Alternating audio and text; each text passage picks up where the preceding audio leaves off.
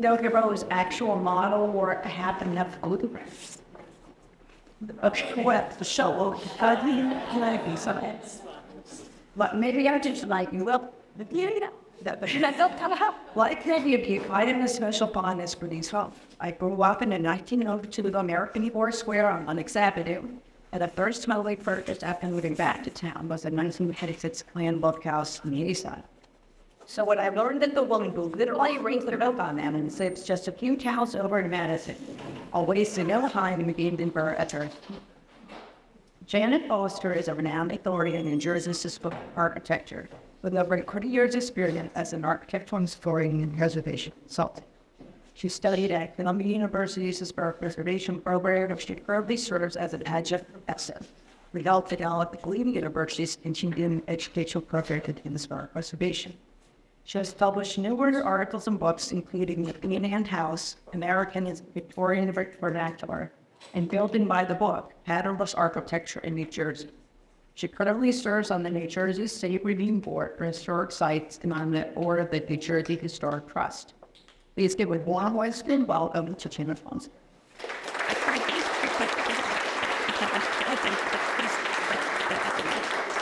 Sometimes to pick the bees here. I'm a little overwhelmed by the amount of knowledge that there is in this house tonight. But let me assure you, I am not just talking about patterns of parcels, we're talking about all kinds of buildings with the early 20th century.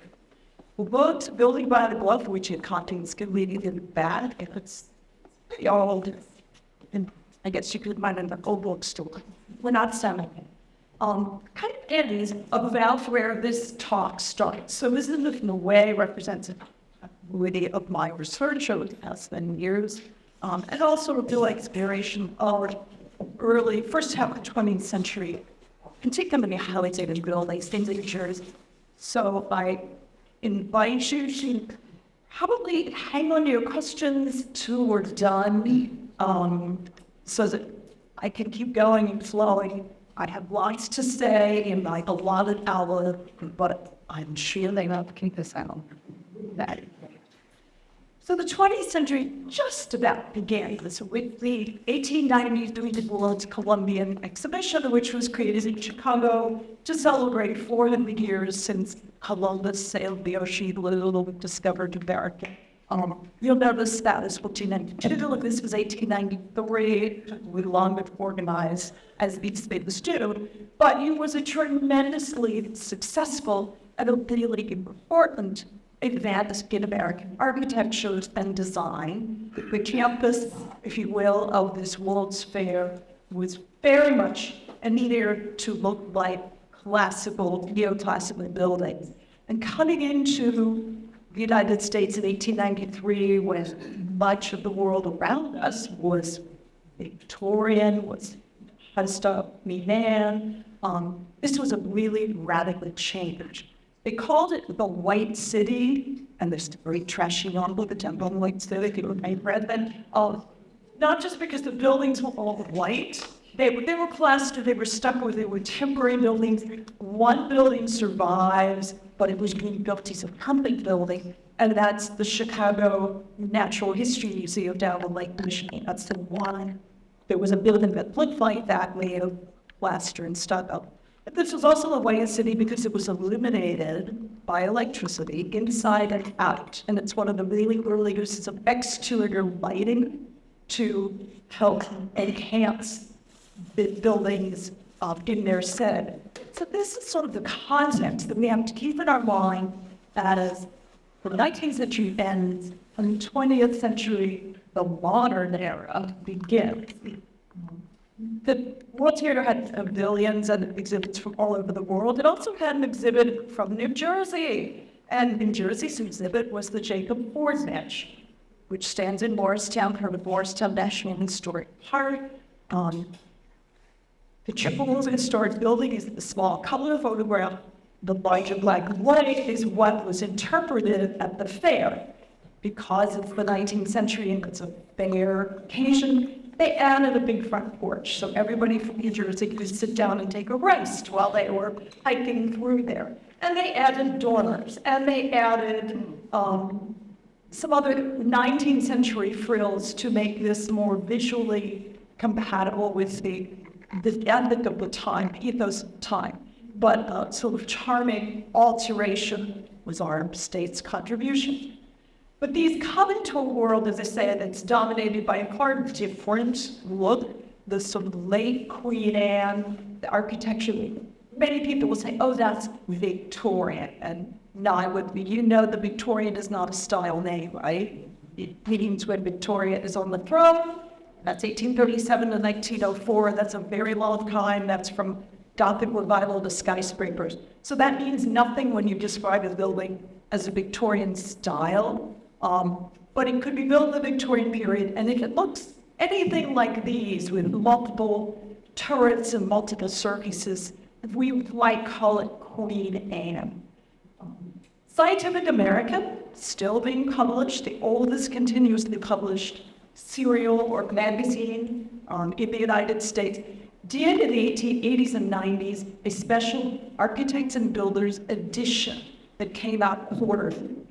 In it, they featured modern houses.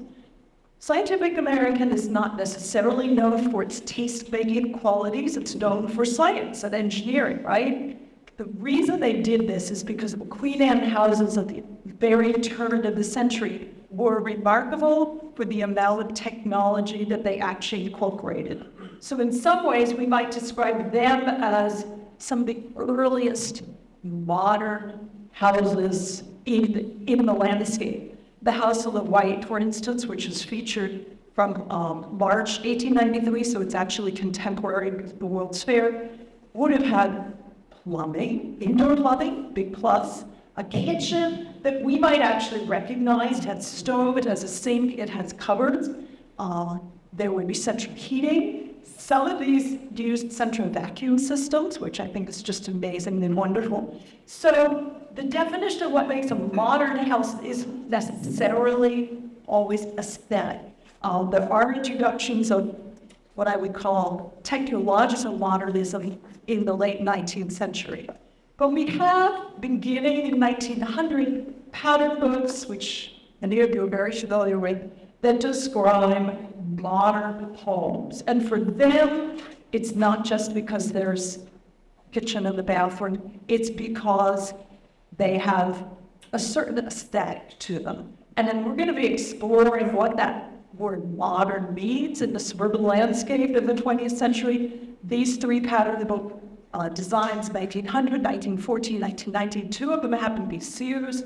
One is Shopwell's Modern Houses, which was an interesting firm. See that up by logos.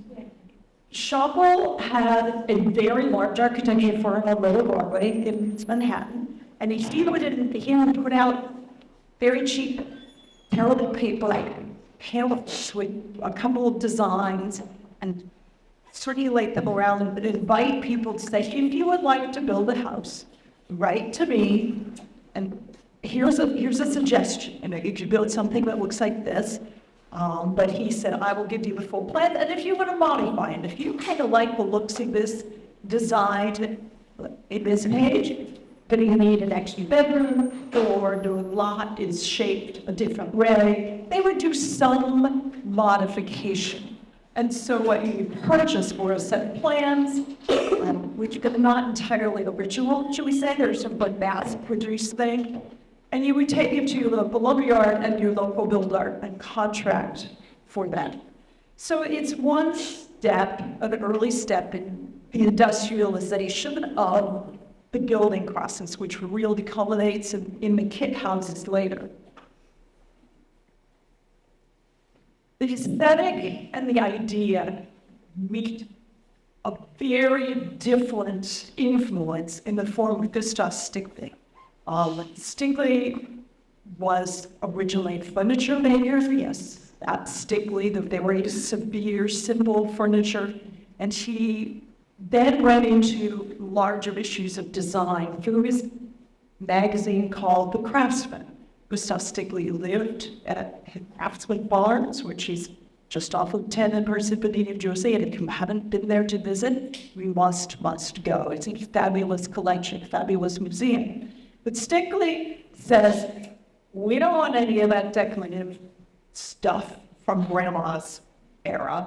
We want modern, which means plain, which means simple, which means materials that connect with the earth. Sounds vaguely familiar to me, for a lot of reasons. It's a message that continues to echo today. And his Craftsman magazine, that was very popular, it lasted until 1916, and then sadly went out of business. But through his magazine, he promoted lifestyle, design and lifestyle. His own house, Craftsman Farm, which is a museum, was made of logs because he's on a mountainside in Parsippany, New Jersey, which was not all suburbs at that point, too wild.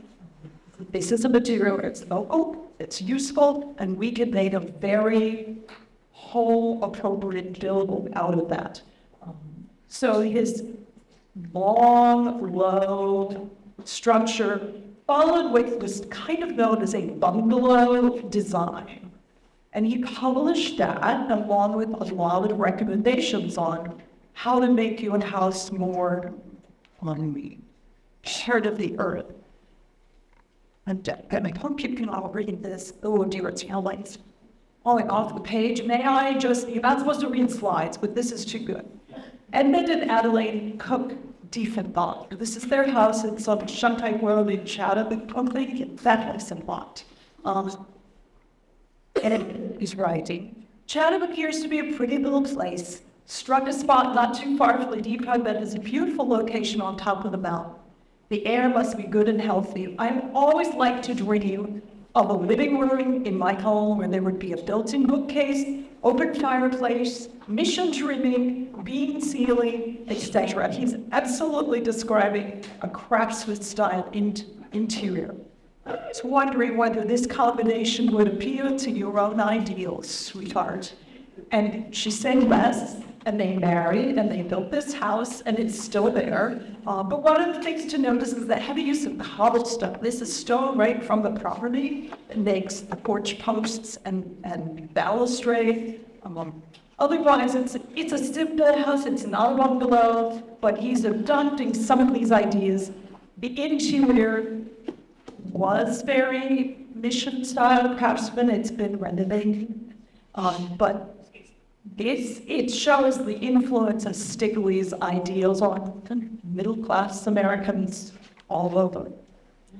On the right side is one of Stickley's plans, which he published in 1909. It's a bungalow. It's very clearly imitated by his own house. And on the left, we see the Gordon Van Time catalog of 1914, which offers pretty much the same thing. Gordon Van Time was a lumber company in Michigan, Minnesota, upper Midwest, Northwest part, and they couldn't sell enough lumber without providing plans on how they might use it. So they created catalogs, like here's a house you might want to build, and here's a plan. If you buy our lumber, we will send it all to you to need. And they are really the ones starting this idea of pre-cut lumber, plans, and a design that go together. Now, it wasn't a complete kit. I mean, if you needed 24 2x4s, they'd sell you 24 2x4s, and you would then cut those to fit, because some are going to be sills, and some are going to be joists, and some are going to be something else in the house. But it's, again, an industrialization. We're going from plans and chabble to some of the building material itself.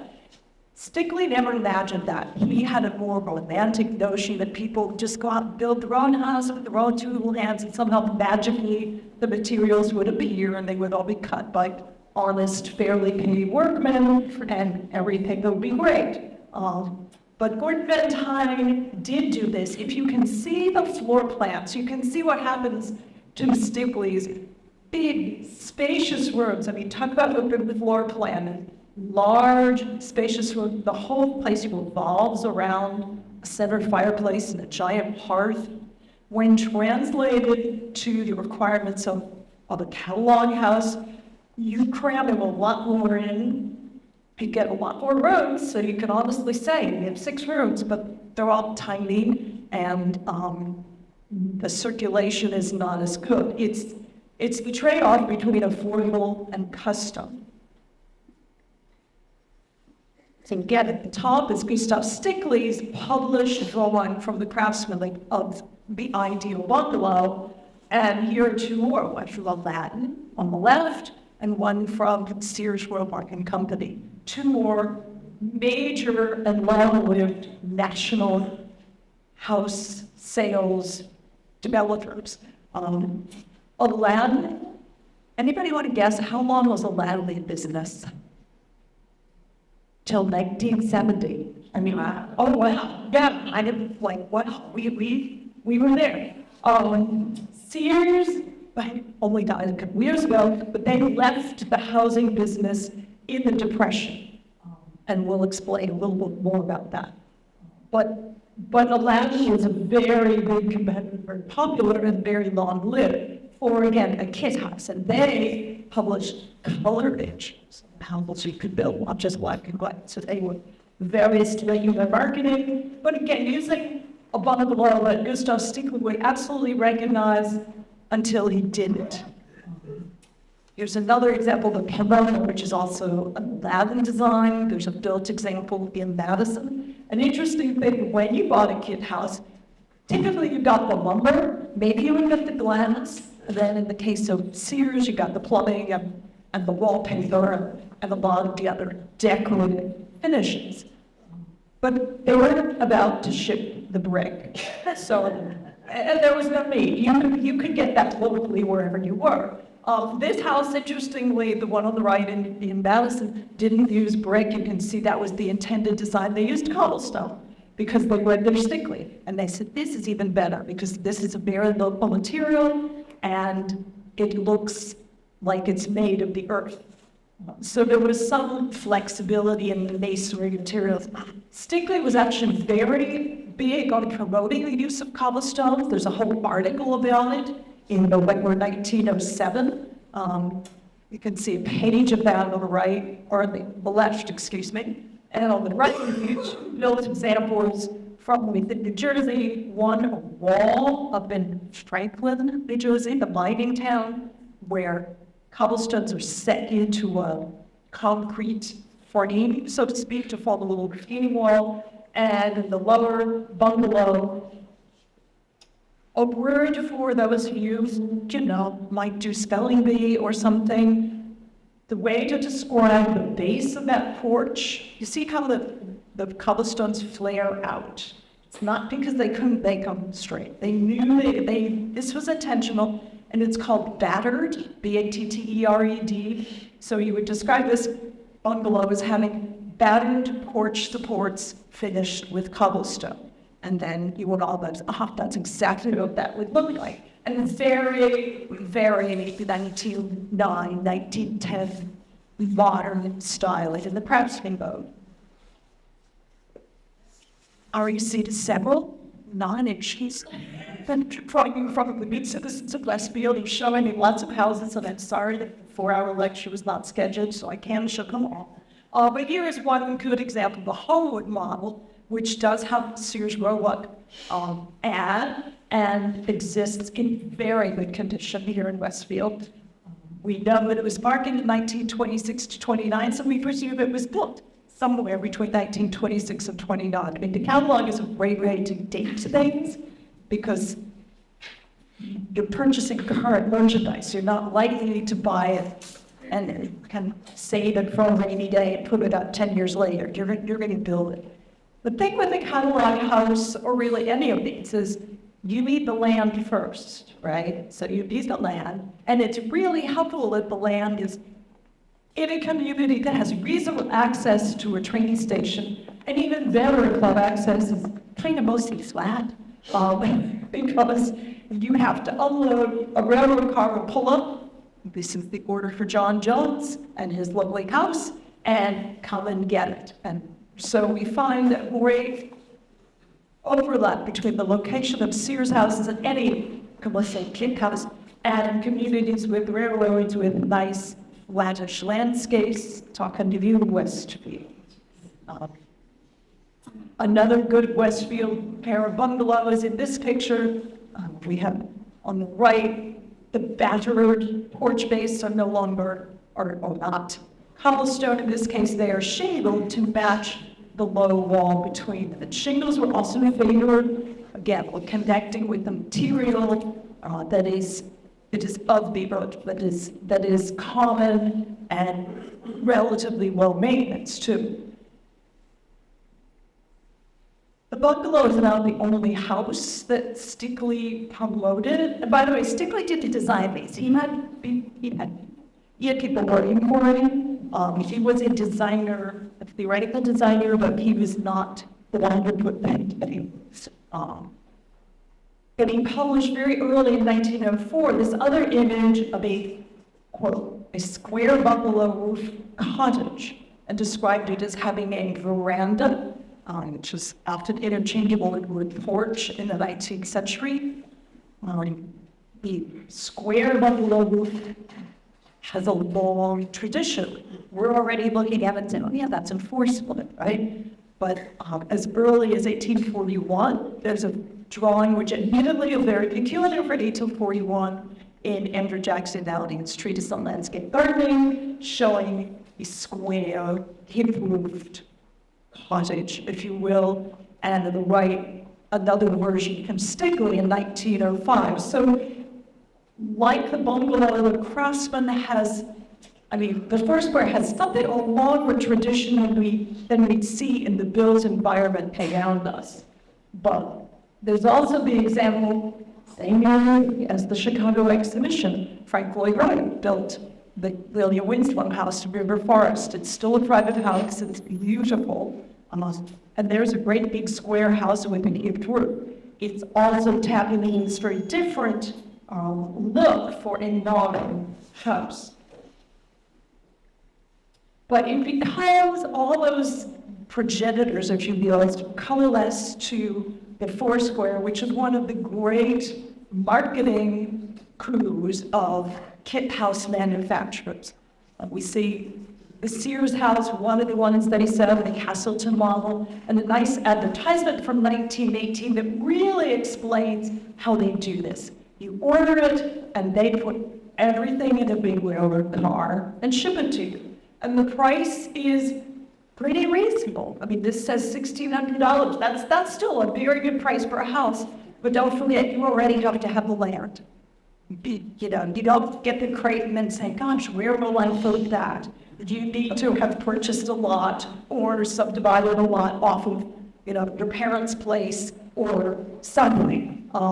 So for the building materials, but they're able to keep the prices down because they are mass producing. They are getting huge shipments of lumber from the upper Midwest, cutting it to the right lengths, and putting all of the other parts and pieces that they sell together. And then, of course, hoping that you have a house, then have people who are going to buy furniture from Sears and have children in clothing from Sears and so on and so forth.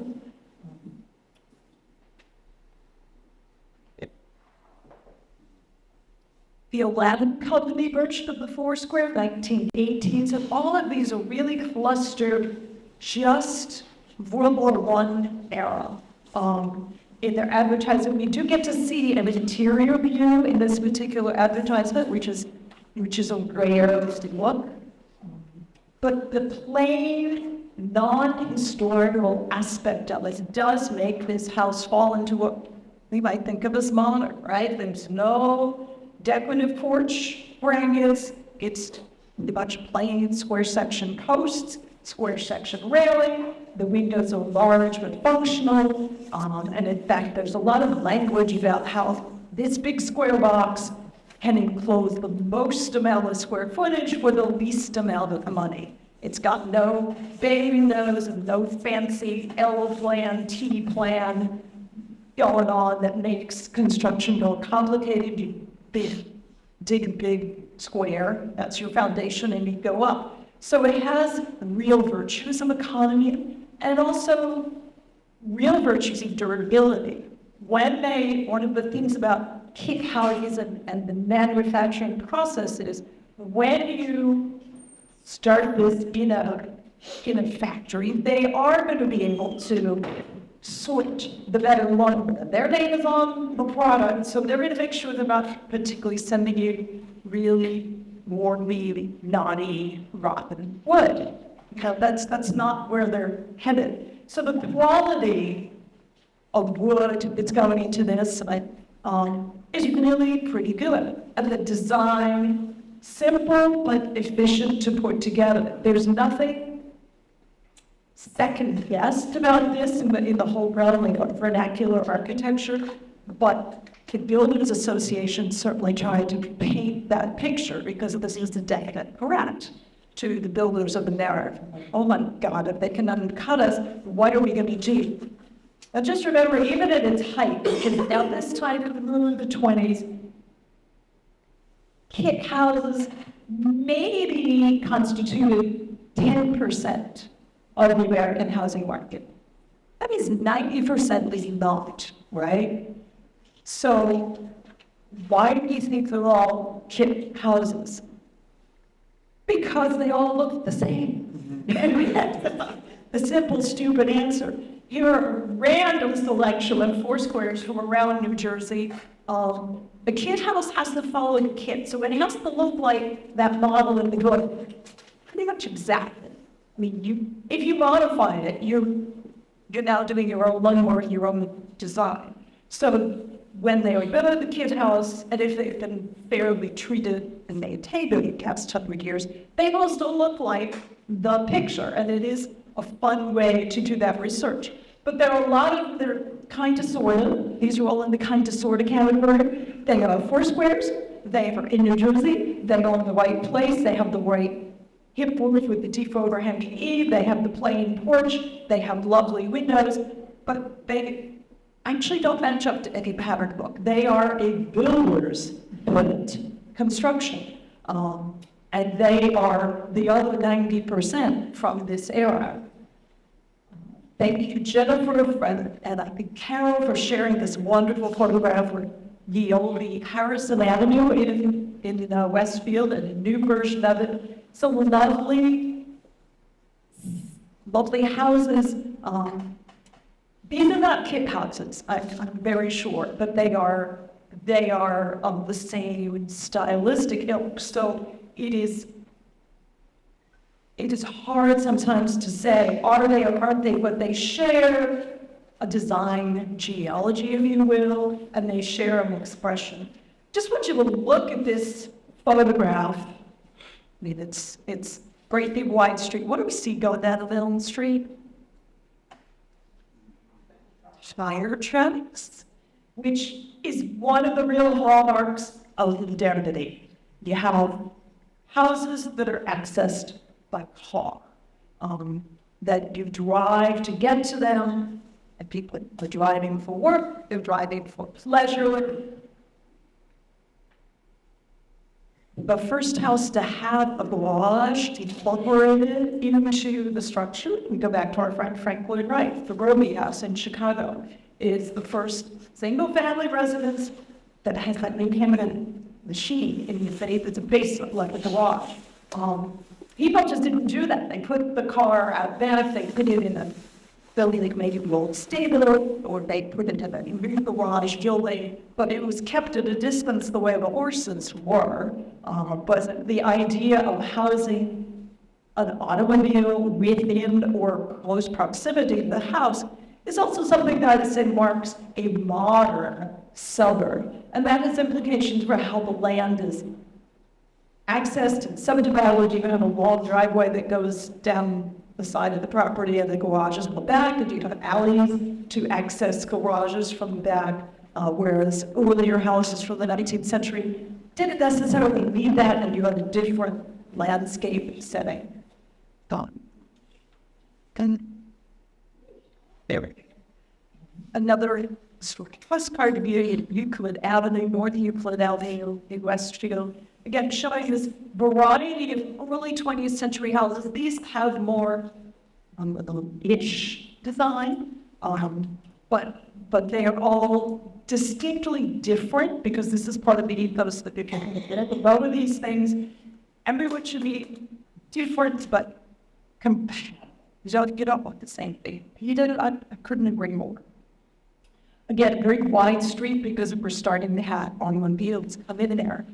Euclid, though, just made me smile that I have to talk to your town planner, Don Salmon. He very kindly provided me with a copy of your first zoning ordinance. And so they was enacted in Westfield in 1921. I bet you visit them sometime, didn't you?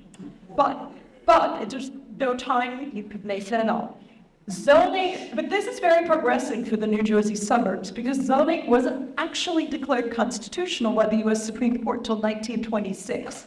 So you're flying blind, but for a good reason, because there was a lot of concern about this huge wave of community development that's happening in the teens and the 20s and how the person's choice can affect their neighborhood and affect the whole street. So zoning is enacted to keep single-family residences and commercial areas and industrial areas separate. Zoning has gotten a lot more sophisticated and complex till then, but I always like to read early zoning ordinances and look for the fun, quirky things, and certainly the fun one in your original ordinance is about garages and about the assumption that there would be garages because everybody's driving, but a private garage which shall not be a business or have space for more than 3 cars. 3 cars, that's a lot in 1921, just saying. 1 horse and 1 wagon shall be considered the equivalent of 1 motor vehicle, except as hereinafter stipulated with reference to the care of the unit. Because maybe if you had 3 car space, does that mean you now have 3 horses? And maybe you need to make a little extra commission so that you don't stink out the neighbor. But in general, zoning ordinances, I think, are very important. The zoning case that was decided in the U.S. Supreme Court for that it was municipalities had the right to self-regulate how their land is used was the case of Euclid Realty Company in Ohio being sued by their town. So that's why the name Euclid, and you have absolutely no coincidence between the name and the town here and the Supreme Court came. It made me want to find out when you got something, so now I know. Garages also came up with kids. They put lots of older houses actually updated and got garages by ordering them, and kids. Tiny little garages. If they survive, people now put their bikes and their garbage cans in them. I don't think a modern garden fit. But you could get them in all different sizes and configurations. A very popular part of the kit catalogs among inertia bikes. Also, there's just a lot going on. In 1919, 1920, commercially, we recognize him, and he was Secretary of Commerce before he became president. He supported zoning. He was very big on homeowners being able to preserve their property rights. And he also got to promote a program called the Better Homes Movement, which was started by a woman, Marie Melody, who had a magazine in New York about the gardens and the landscaping, and she actually changed the name of the magazine to Better Homes and Gardens. But she and a lot of other people at the time were very concerned that post-World War I, there was no need for housing, there was still a tremendous amount of immigration into this country, and they convinced Herbert Hoover and the American Institute of Architects to join them in the Better Homes movement, which would try to encourage people to have their own homes. So I don't think anybody really need to find convincing. I mean, it sounds like a good idea. What needs convincing is it affordable, is it accessible, where isn't? They were a little weak on that part, but they had a lot of show houses and demonstrations, which had a how shall we put this nicely, a very sexist cast to it, and women should go learn how they should house, particularly immigrant women who might not do it right, according to what these white upper-class, middle-class women thought should be right. And their first demonstration of a house was they picked an old house on Long Island, which was the home of the guy who wrote the song Home Sweet Home. And it was having a centennial, and they thought, what better way to honor this, pardon me, corny old song, that we will have used this guy's old 18th century house to be a demonstration novel of what homemaking should be, and as a model for people to build new houses. And so they did. And they trucked it down to New Hall in Washington. And this is the 18th century house from Watermill, Long Island, which is quite a posh place these days. And it was placed on the wall in 1924, and it was a demonstration house. And people visiting the Capitol could come in and see how you should do modern housekeeping. It wasn't, colonial, museum. It had appliances and electric and everything else on it. And Herbert Hoover loved this and really encouraged people to do it. The Girl Scouts took it over and operated it. And until the 1970s, and it was torn down because what is this? This is kind of odd. But it gave this real taste for using colonial design, simple colonial design, not grand Georgian mansions, but simple or that many buildings of the 18th century as a better home in America. All these better home ideas spin off in many different directions. Jennifer gave me a tip about a development in Bayway, down Broadway, a standard oil development for their employees. It was really spearheaded by John Rockwell Jr.'s wife, Abby Aldrich Rockefeller. And here is an article about it from the New York Times saying they were building these housing for workers because even then they figured out that they're couldn't necessarily find decent and affordable housing. They had 45 workers at the time. They built 300 units. Step in the right direction, but not need to be solid. They're causing problems. But this is the only image that I can find of what they designed. They actually say it's the exact same floor plan. It's the same house. They're just dressing up the facade in different ways. And we had half timber model and a simpler home sweet home model. And I can't really tell what this is because it's so, it's pretty dark. And a kind of Dutch colonial model. But this idea, again, if you build all these houses in a row, they're going to look different, even though functionally, size, massing, whatever, they are the same, because they're trying to be economical. They're made with all the windows are the same, the whole development, all the doors are the same, all the wood is the same, the plan is the same, and that made it cheaper for them to create this housing for the workers. So very interesting experiment that happened close to home. Part of the Better Homes in America program was for encouraging towns to have a local builder donate a house, create a better home, a small house generally, 6 rooms is what it doesn't say how big the 6 rooms have to be, but 6 rooms, and then the ladies' clubs would get together and furnish it and put flowers in the garden, and then we have open houses, which apparently was quite a new thing. I mean, we are very used to the staged house when we're looking at real estate, but somebody had to invent it. And so it's Marie Melody and the ladies and the Better Homes movement promoting a house style like this. This is one in Morganfield that won a prize as one of the great Better Homes of America in 1926. So it doesn't look like any colonial house either. It was named from the 18th century, but it was described at the time as a colonial house. And it was part of this resurgence of very traditional design garb for what inside is actually becoming a very modern house. Here's one in Chatham, New Jersey, direct from the Ward Way or Montgomery Ward catalog. So again, some of these better homes were built, custom built or stick built, as we say, by a local builder. Some of them were kit houses.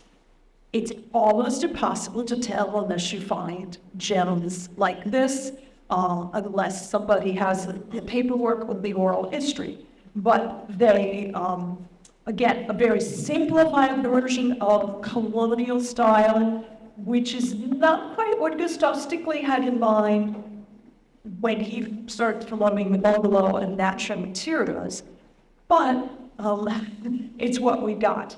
Here's an example of the edge pillar, which comes from a very small company, the Boyceville Lumber Company in Plainfield, New Jersey, but it is part of this tradition of colonial-ish, smaller houses from the 1920s that are really being promoted to meet a housing need and better homes make better citizens. I think the giveaway, as we cover in the catalog, better homes, low cost. We have lots of words they could have used. Better homes is sort of your key, and it's the use of the word homes, not houses, not dwellings, not cottages, not colonial revival structures that ties it into this whole movement, which includes zoning, includes how to do development. Greg, you're going to take over this part of the lecture now, are you, please? You say you know your house is Sears or Roebuck because you've lived on it, you've lived in it, and you knew it was, and you could tell, right?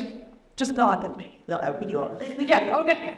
And you're an architect, so you're smart, and you got isn't it? There are some other clues sometimes into about the kit house, but not always true. They are stamped. They were stamped, I think. Oftentimes the stamp, it has to correspond to the directions, right? You've got a set of directions.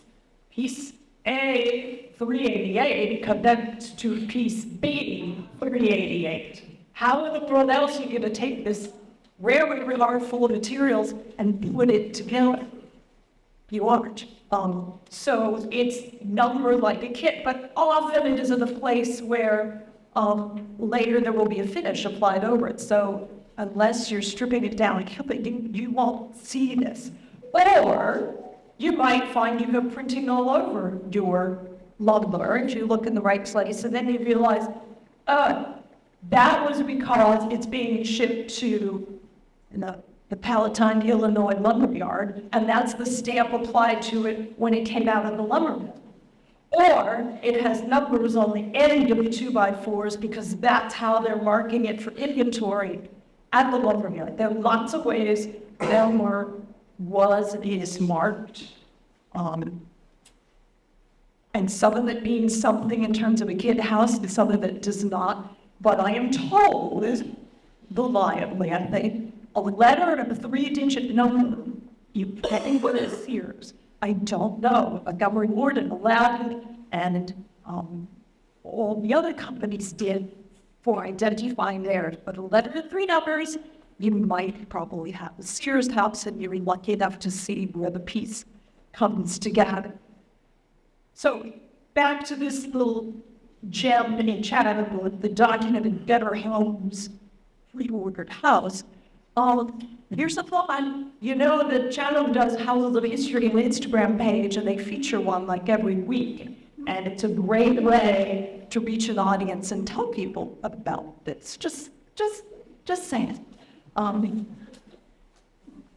most popular keep house model, though, becomes this great mashup of bungalow and colonial revival in the form of a house that looks like this. And sear it into your brain, because I guarantee you in the next week you're going to drive somewhere and you're going to go, oh my goodness, there it is. Gustav Stickley never imagined a marriage of bungalow and colonial revival.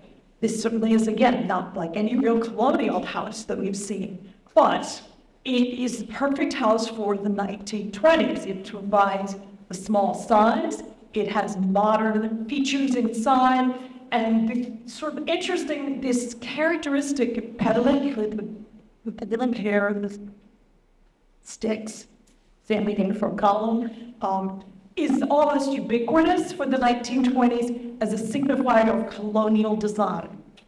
Here it is on a great crescent model from Sears. Here it is applied to the actually very historic Skylar Hamilton House in Morristown, New Jersey, where Senator Hamilton met his governor.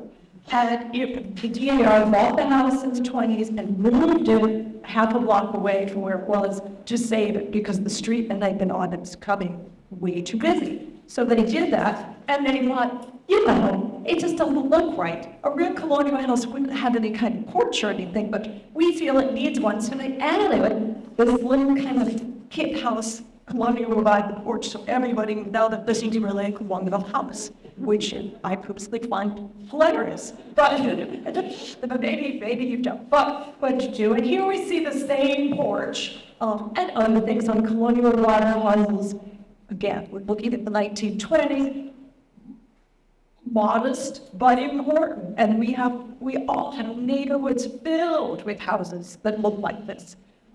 They're not nothing. They're expressive of the 1920s, even a little into the 1930s, of the colonial revival of that era, of the real effort to make smaller but genuinely useful, sturdy housing for mostly a middle-class suburban market.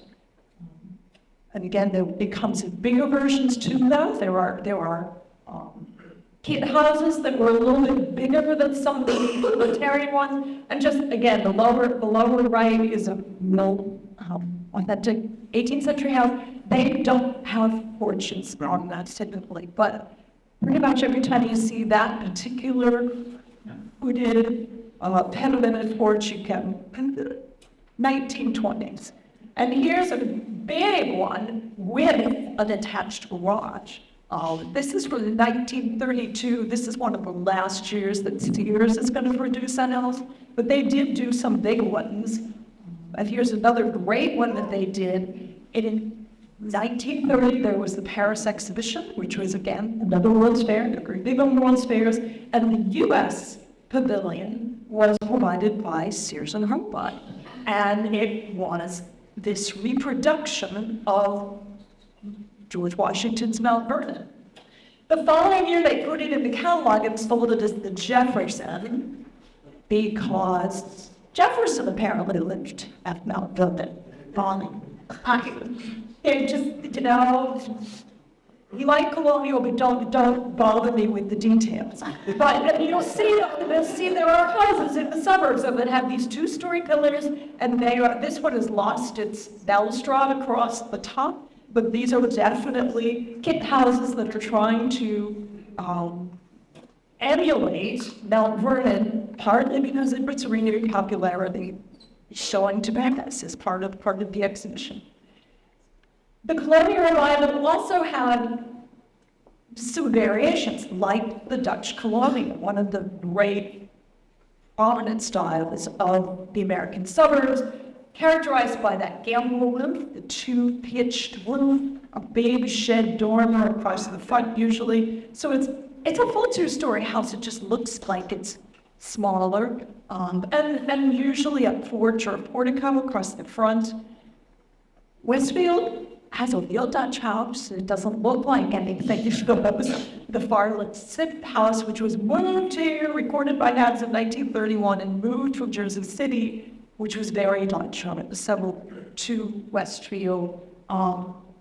It had a gambrel roof, but other than that, it didn't look like a Dutch colonial suburban house.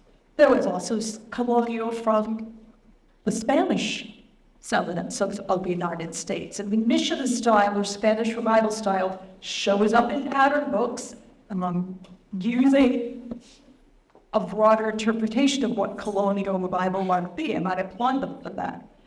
The more these houses get to be more modern and technological and have all the electricity and gas and water and the sewer in them, the more we see styles looking backwards, looking nostalgically at a pre-industrial age. And so we have some beautiful revival houses in the suburbs.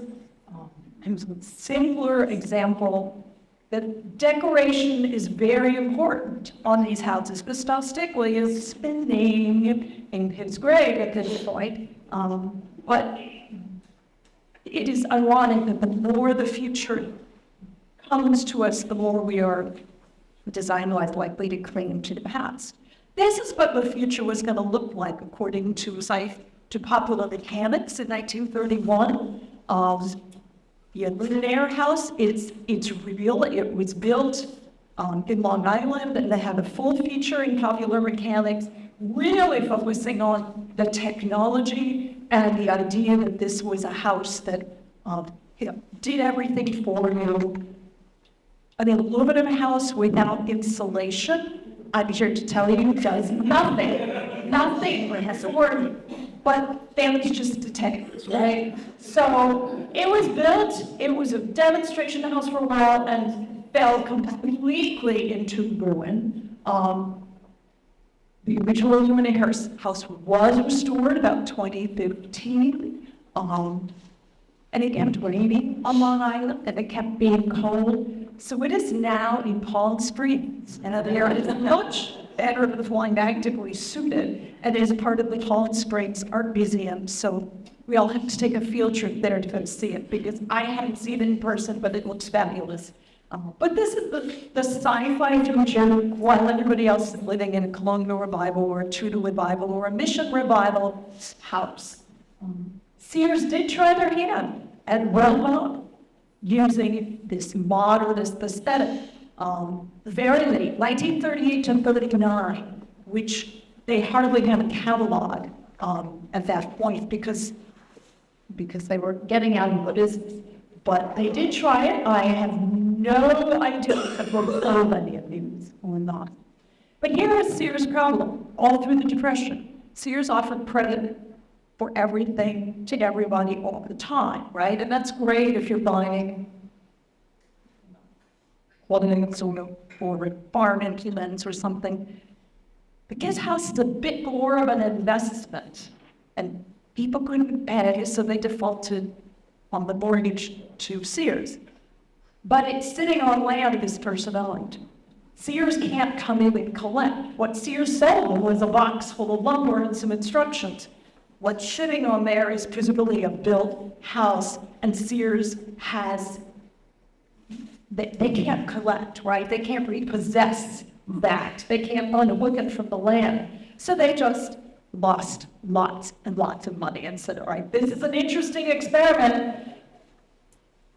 Had it survived until the post-war time, I think it would have made how we deal with big swath of our housing market dealing different. Maybe not, but they just couldn't survive, obviously, that kind of economic turmoil, so it didn't happen. Westfield does have a share of this kind of modernism. You recognize that, but it was very slowly adopted as a residential style, and schools, sometimes in municipal buildings, not this one, used it. But the modernity of the 20th century suburban house is very much, as I say, wrapped up in its materials and its technology. However, I do love modern boundaries. So one is called Madison and one is called Washington, because we still want to tie people to familiar traditional names and tropes, even though I'm unsure. Like James Madison and with Washington had never seen a tub like that. Like these ladies are, gossiping in the kitchen, and good for them, and they have porcelain enamel cabinets, and they have a sink, and they have a really cool stove. This is all very much part of the modern house.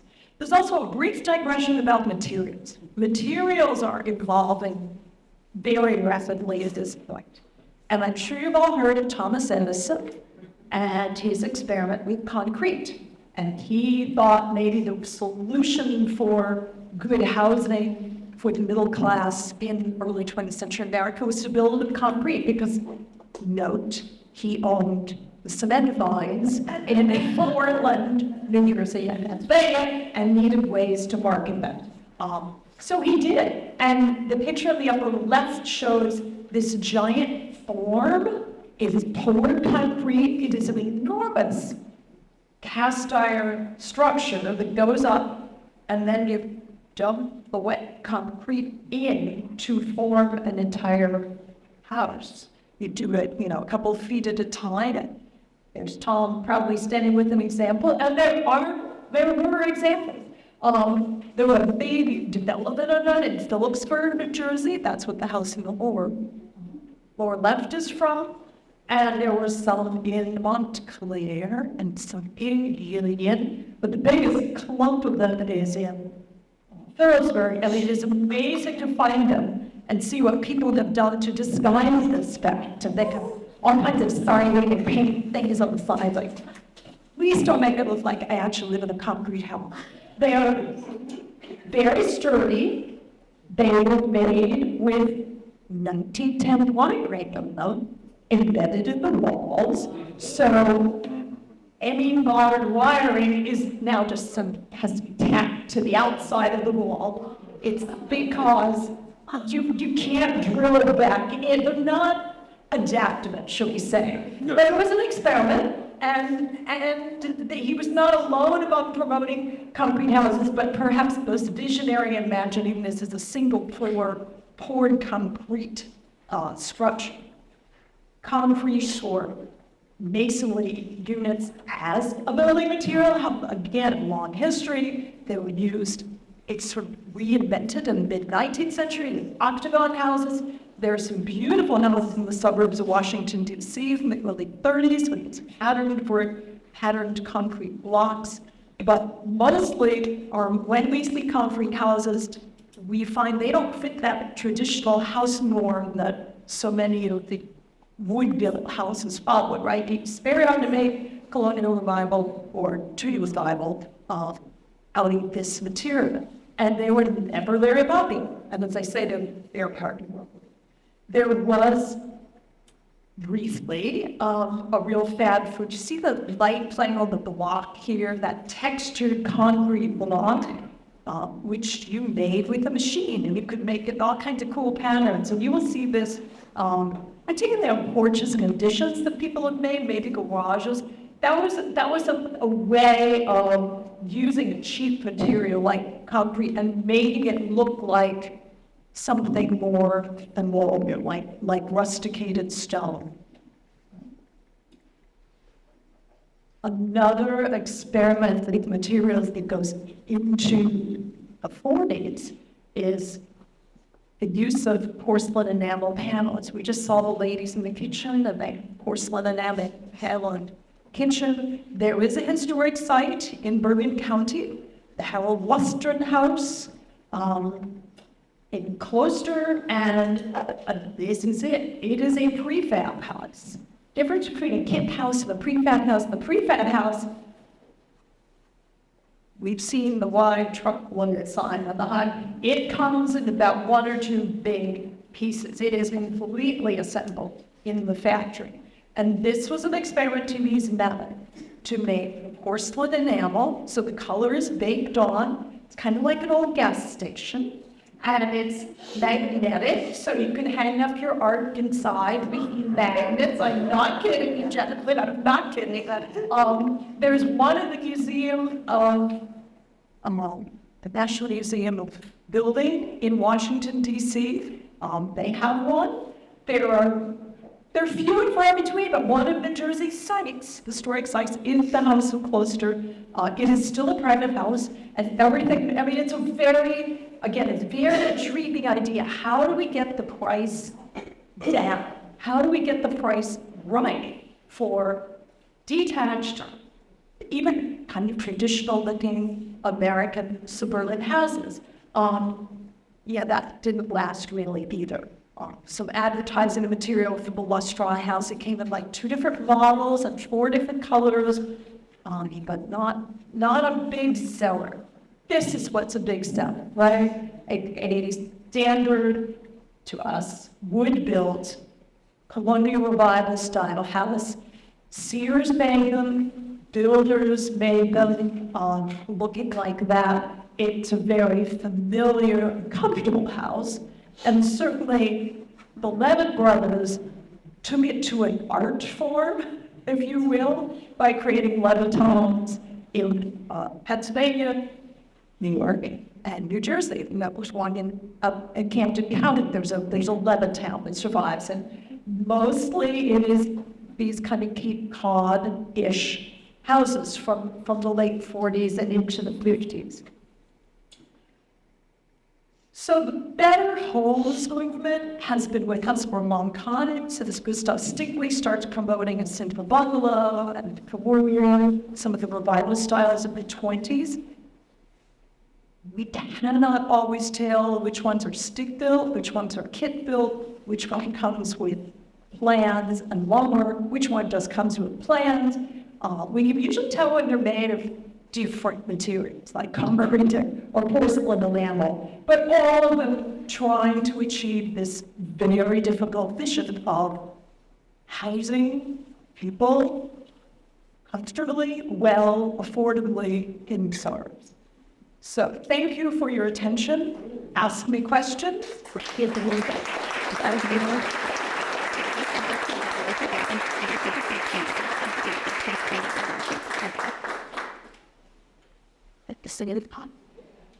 We did that. You did it. It's fine. That's good. We have questions. Huh? We'll start with when you mentioned materials, most of our homes that being built were at that time would have a chestnut wood. And I've been told that was related to a blight of the chestnut trees. And I'm wondering if you can tell me how that impacted building or pricing. That's a very good question, and I don't know the economics of that, except there were millions of dead chestnut trees, and they had a moment in the teens and 20s where they could be harvested and used, and they're not coming now. And it is beautiful word, and you're right. It's very emblematic of that time period. And there's a very good book, History of America Through Trees. It's perhaps at your library. It's very dense. It's very tiny, tight. It's like 3 PhD theses stuck together, but it is a fascinating look at the impact of trees on settlement or agriculture or whatever. And it has a very long chapter about chestnut trees, the lifestyle and where, not the lifestyle, the life cycle and where the light first appeared and blah, blah, blah. And I encourage you to look it up, but I don't know that I've ever seen, did that make the chestnut? Possibly, probably, it was available. It was widely available. Good question. Ask me what our inmates are. How is it here that the lives?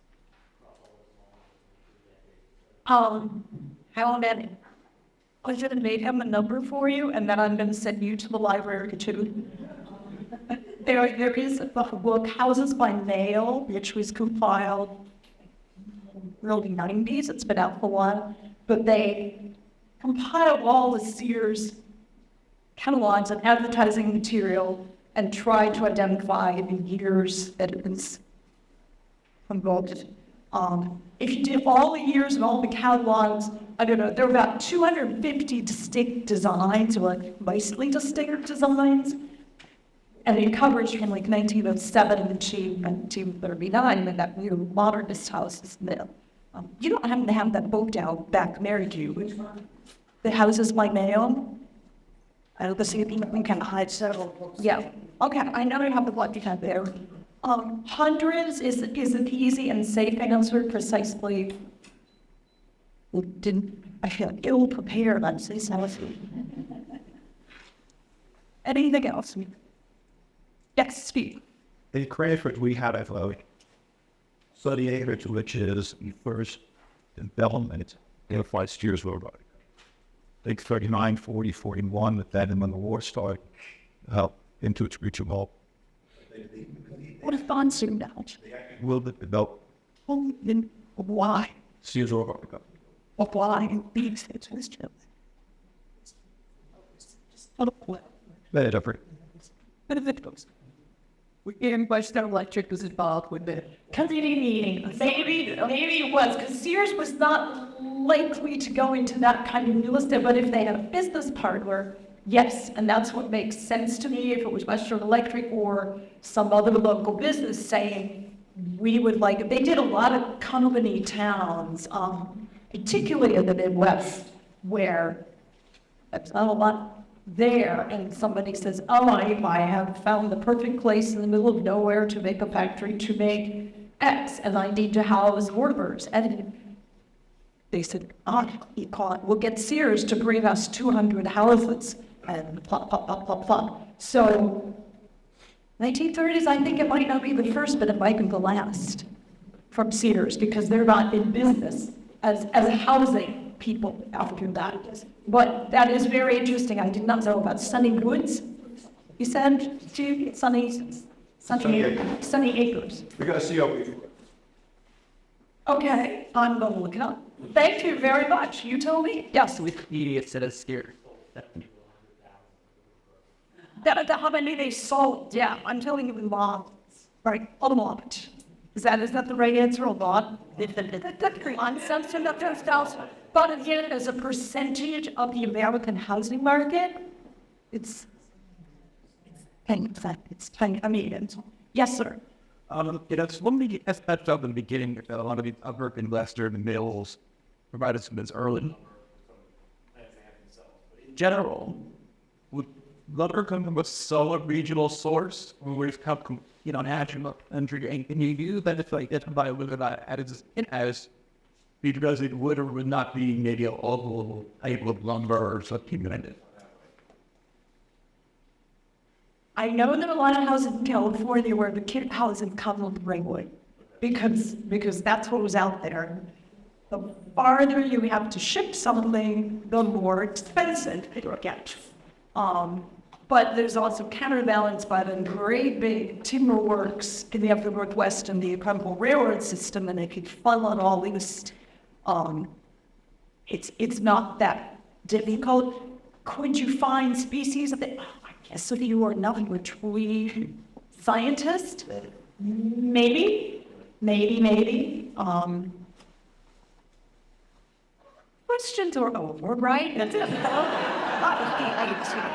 No, thank you. These are all really good stuff from question. Yes, Jack. I'm happy with it. So, simply, we think it maybe sometimes there's no such thing in the people the simply house. Pretty well, We talk about them as a craftsman if they have that back to nature look and are very undecorated. Stickley published them. He took other people's designs. He had people designing for him. He was not an architect, right? So he doesn't. So no, it's not a Stickley house unless you're talking about his own house on Parsippany, which he already did. So that yes, there are crafts in style, and perhaps that is evident when you're inside, and if it has this lovely chestnut interior with the built-in bookcases and the hearth and yada, yada, yada. That's probably a good description with that craftsman interior, craftsman house, but it doesn't tell me enough. It could then be a foursquare, it could be a bungalow, it could be some other very plain. I would like the picture I showed Adelaide Edmonds' dream house, it's really very plain house. It's got all the great cobblestone base to it. So it's a good question too. Thank you. Yes.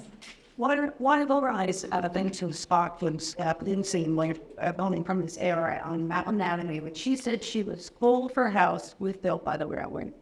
Where did they in the real estate business? I know they were surveyed. They told me that something, but what are they actually building? I would want to say no, but I would also want to know who the railroad was and what era she's talking about and how beautiful to be. I will say for easy handling.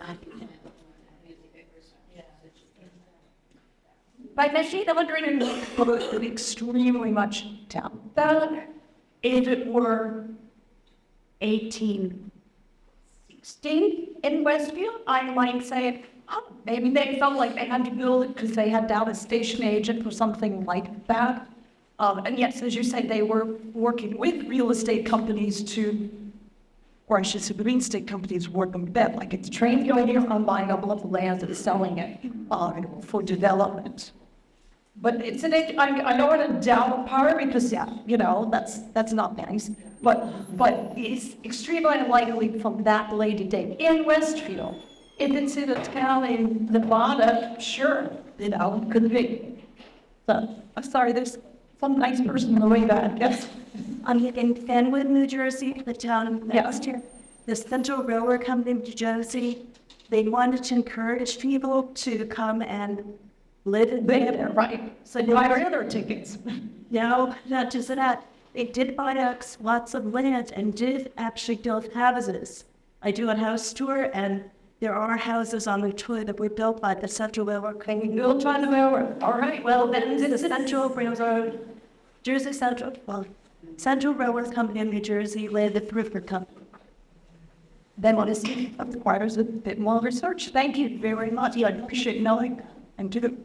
Okay, now we get down here. In Cranford, this thing, Sunny Acres, I found from the Tap to Cranford, which is a local news. Right. It says in June 1940, Sears Roebuck Company purchased 12 acres from the Sperry Estate in Cranford to build a housing development. While the company had sold more than 100,000 individual home kits, this venture would be the first time Sears had bought land and built homes that it would manage. Sears Modern Homes Division advertised in local papers their proposed home club plan to build 200 houses over 2 years in 3 stages. Interested parties sent a letter and then purchased their homes from descriptions and house plans until the corresponding home was built. Newspaper articles from the time detailed that in order to qualify, potential buyers had to be employed within commuting distance of Cranford, have $450 for a down payment for the new federal housing mortgage, and have the ability to pay $34 a month. The first stage of the development sold out in 5 weeks. And then they had 12 styles of Cape Cod houses. And how many? 12 styles of Cape Cod houses. Styles. Okay, it's like I'll never say 12,000. It was 12 styles. And to vary, the local architects rotated the floor plans and moved the garage so that the houses looked different from the street. I would like to come here that illustrative lecture when you give that, or you're going to have a friend. I want to see on the mailing list. That's really interesting, and I thank you all for teaching me that. Okay, David, and then you. Yes? Do you know exactly where the concrete houses are in Union? Exactly? No. Give you a meeting. Well, you heard around as you're heading south, almost across between the water tower. This is on the north. I mean, so that's a fucking turn. Right. Large Saturn. I know when you're in Phillipsburg, getting most in from on driving the country. Oh, yeah, yes. A question. When you started with the colonial revival style homes, I was surprised that I guess it's sort of like the long playroom that everybody now has. I sort of was under the impression that started out as a porch, and then as the families grew, they enclosed that room. Was it actually always an enclosed room on most of those styles? No, I did you point out something that I'm neglecting to say. It's the whole sunroom thing that many of them started. Maybe not as a fully open porch, it might have been screened, and then it gets glassed, and now it's solid or more solid. But that actually goes back to Mr. Stingley, who was like, you need to be in touch with nature, you need to use natural materials, you need to get outside more. And in some houses we see it's also on the second floor because there's a sleeping porch, and this is very good for you to sleep outside and get the fresh air. And that is absolutely 1900 that era. And of course, lots of the time when, a lot of diseases, the best you could do is put people in a tuberculosis hospital and let them sit in the sunshine because they didn't have the medical intervention that we do. So you're right, and that all too often now is closed in. We want the space, they just bugs, whatever. So good observation, and you for bringing out our attention. I have less of a question, more of the observation of. So I've worked on a number of these sort of upper-level like houses over the years. And one of the giveaways that I think indicate hip house is when we're doing sort of interior demolition, we never assume there's going to be a plate on the gable side of wall. They usually balloon frame it up to the root. And I was working on it recently, which I thought, might have been a Sears house. But then we demoed, we found there was a top plate, and then they start the unaccelerated. I think I knew what it was. Because this is a building methodology that would not have been started by people who were just handing down trades from their fathers and building, gable end walls on one-story house. But in a hit house, they would do that. They would just say, okay, we're building platforms, and now I'm building a second floor for an attic or whatever. We're not going to screw around with our methodology on the first floor, but it's easier to do that on the second floor. That's an interesting observation. Yeah, when I'm trying to remember it, I've actually found what it's like. It encouraged me to do a deeper dive on that house, and I can find it in kit. And you raise an interesting point that the kit house phenomenon, really, before 1930, is just about or slightly overlapping with the development of the local building codes. And so when you're now selling a product nationally that uses the most efficient but cheap method of construction, it might not meet your local building code, may have been written by somebody who's super competent, super aware of different kinds of framing, and say, oh no, you've got a platform and you've got to put in these fire stops, you've got to do this, and your kit doesn't do that. And now you're modifying the kit, which is possible, but not really the point, right? You just want to assemble it and glue it in. So there's a whole rise of building codes, which begins in the 20s, sporadically, really through the 30s, that parallels and kind of indicates that maybe selling the same thing nationally is not going to work at some point. I mean, can you imagine? Like, every town has such a building code at this point in New Jersey, but, yeah. There's tornadoes in Oklahoma, there's earthquakes in California. Right. And there are building codes in Oklahoma, so, yeah. Okay. Any other question? I mean, this is past all your bit of time. And there's it, as you had up in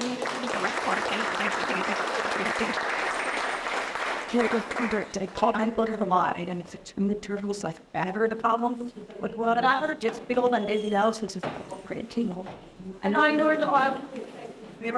We do have some handouts in the back to help yourselves, and not the boss.